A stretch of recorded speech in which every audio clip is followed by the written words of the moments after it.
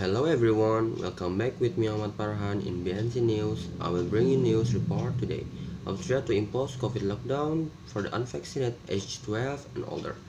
Austria will implement lockdown measures for all those aged 12 and older who are not fully vaccinated against COVID-19 from Monday, Chancellor Alexander Schallenberg announced.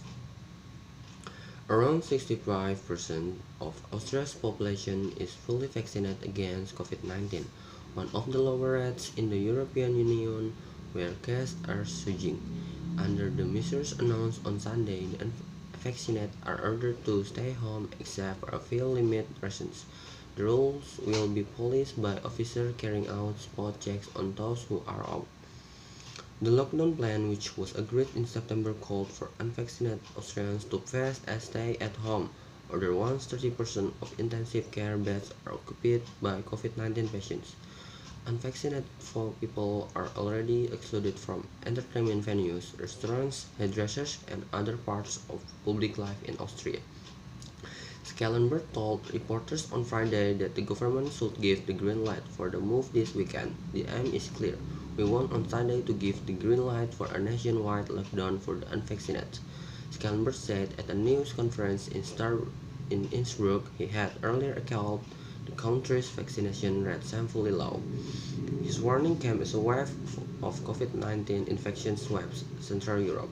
A three-week partial lockdown was announced in the Netherlands on Friday evening, Reuters reported, with health officials recording a rapid rise in cases there.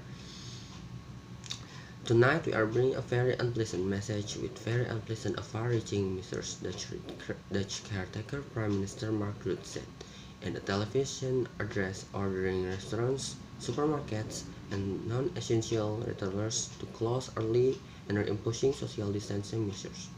The virus is everywhere and needs to be combated everywhere. Norway also announced new measures on Friday, while people in the German capital Berlin are preparing for fresh restrictions that come into place on Monday.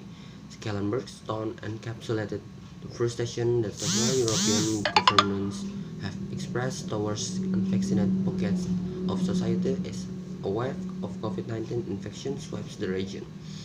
In neighboring Germany, ministers have ramped up their rhetoric towards those who are out, not inoculate. Its capital Berlin announced on Wednesday it will ban people who are not vaccinated from indoor dining, bars, gyms, hairdressers, and cinemas from next week. Vaccine rates vary across Europe but get steadily lower towards the east of the continent.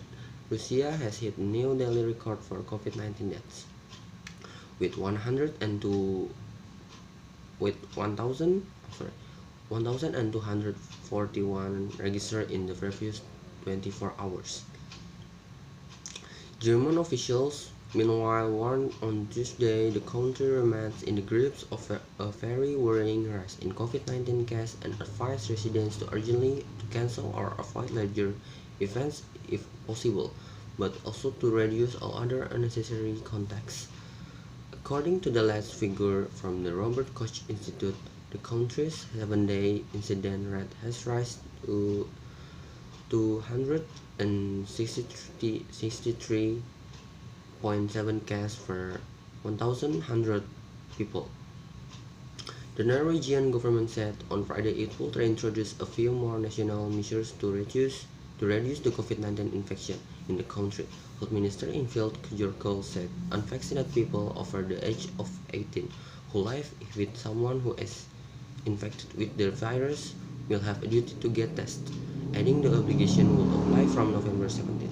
The government will also advise municipalities to start testing unvaccinated healthcare workers twice a week with a clear message that they must wear a mask. According to the statement, for the second consecutive week, Europe was the only region in the world where cases and deaths were found to be climbing in the World Health Organization weekly global report. Between November 1 and 7, there was a 1% increase in new weekly cases. The update said in just over 3.1 million new cases were reported. The region also reported a 10% increase in new deaths for every week. Thank you very much. and see you the other news report with me, Ahmad Marjuki.